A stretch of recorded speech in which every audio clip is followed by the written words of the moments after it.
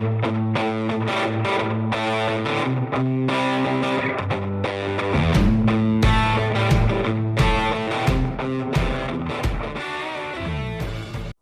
everyone, I hope you all are doing great in your life. This video is very special to me because today we are doing an interview with the author of Unwritten.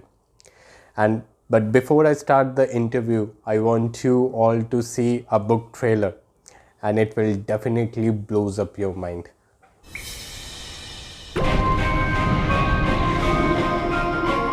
My name is Beatrix Alba, but I don't know who I really am. My books whisper to me, oh, I am cursed with this deadly power. All I know is the ink in my veins is calling. The worlds of stories are dying. I will fight for them. I won't let them burn.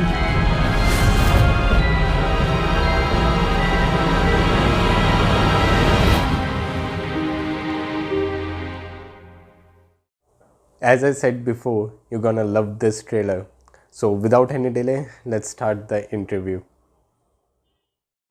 Thank you so much, ma'am, for coming on board. Hi everyone, and hi Akshay. Thank you so much for having me. I'm really excited to do this interview with you. Okay, so here the first question for you, ma'am. How the concept of the book comes in your mind? So the idea for Unwritten is actually quite old. It comes from my childhood. When I was a little kid, I was already in love with books. I read all the time. I have some really bad anecdotes about it. Like one time I almost fell into a trash can because I was walking while I was reading. So books were a huge part of my life, and I lived in this big city. And I went to school in a place where a lot of people did not like to read, and reading was considered very unpopular. So I felt, even though I was surrounded by people and people who loved me, I felt quite alone. And books and the characters in books made me feel better. To read about people who felt like I did, who thought like I did, to find myself recognized within the book really made a whole difference for me. So I had created this world back then where characters would go after the stories ended because I didn't want to let them go. I wanted to hang out with them. I wanted to imagine conversations and think of adventures we could go together. So I had already come up with this idea of a world where characters from all stories went after the books ended, and where they would interact with each other.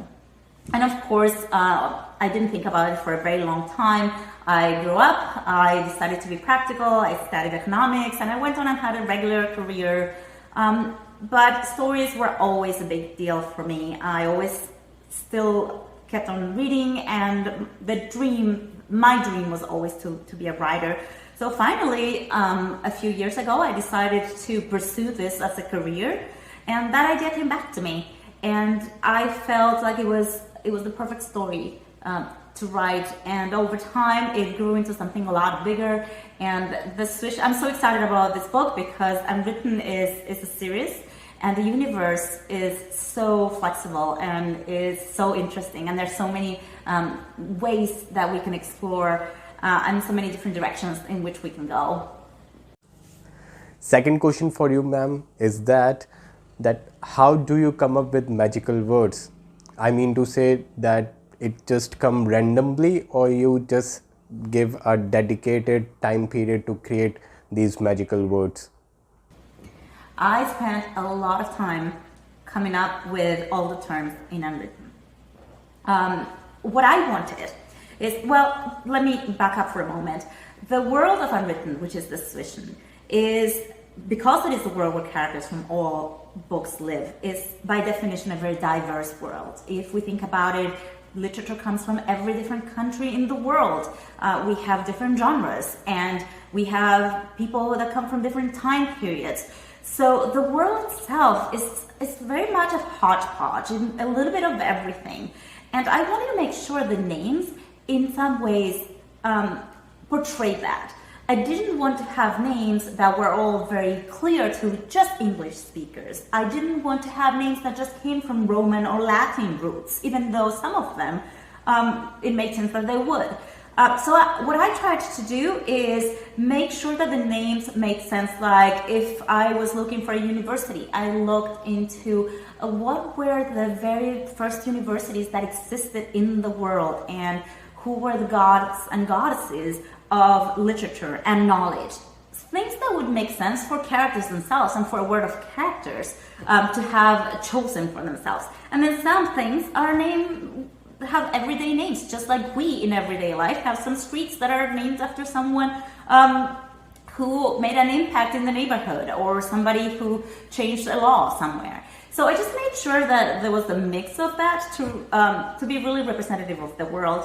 And the other thing I didn't want to do is I didn't want any of the names to be tied to a particular culture. So I was very careful to make sure that I didn't use something that was like strictly Japanese or strictly Chinese, because I didn't want to appropriate that. But instead, thinking of literature from those countries, I tried to think as a character, how would I be inspired by those? So definitely a lot of thought went into the names, and there have been a lot of different iterations, and some things changed names. I'll give you guys just a tidbit. The university, the final name is Navarsin. The original name was Paismar, which is a very old Sumerian word for paper. But eventually we decided that it just didn't have the same ring. So we went with Navarsin, which is inspired on an African goddess. Okay, so the third question for you is that how do you balance your life? In short, what it takes to become an author?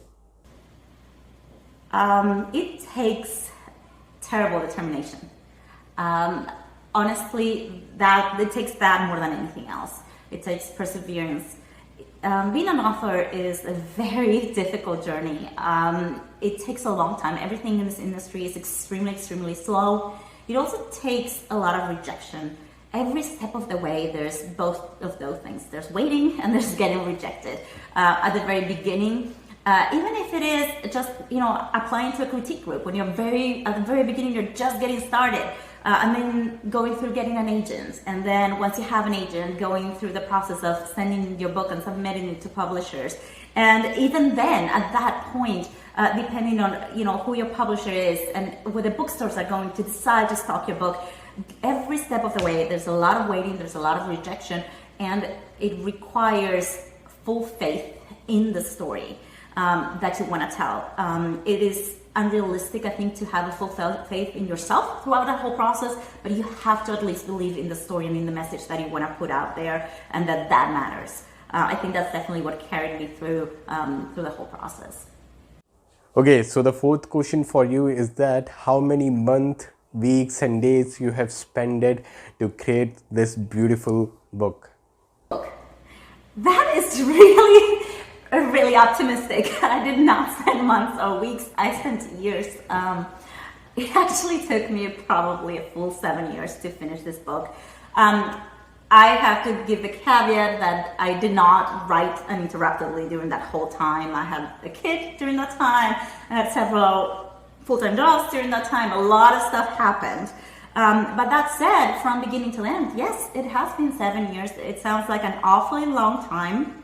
In the process, I probably wrote 3 solid versions of this very final book. And the book was transformed through that process because 7 years is a long time. And because for us here, it has been a very tumultuous time. So I think that I evolved and the book evolved with it. And I am convinced that the version that you guys are getting that is being published is the very first, most crystallized story. And I am extremely proud and happy with how it's turned out. Fifth question is for you is that there are a lot of complexities in the end of the book. And this is because you are coming up with the second part of this book, or you are just restricted to the first part only? Absolutely. Unwritten is part of a series, and I have a lot. Well, so I definitely have the second book plotted, and we're working on writing that one. But there's actually a few other books outlined after that. And of course, I'm going to be candid, it will depend on how well this book does and how many of those are able to see the light of day. But it's definitely a series. So at this point, we're planning for 3. And the way that the book was structured, even though it is a standalone, it can absolutely be read on its own and you will understand. And I wanted to make sure there was a satisfying ending and that the main questions were answered at the end. There are some overarching questions that are part of the larger arc of the world of the Switchen that were left a little open and that will continue to be answered in the second and the third installment. So the sixth question is for you, is that actually I'm very keen to see this particular book to go on screen. So is your team is planning to do some type of collaboration with the Netflix, Disney Hotstar or Amazon Prime? We would love that. We have had some interest from producers already.